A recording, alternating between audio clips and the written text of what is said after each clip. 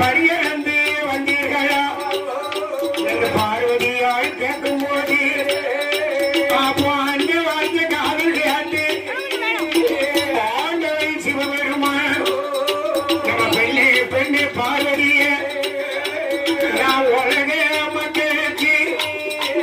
உடையாய் சிவபெருமான் நான் நாளிலே திரையெடுத்து பகவன் நாடு எங்கும் படிகள்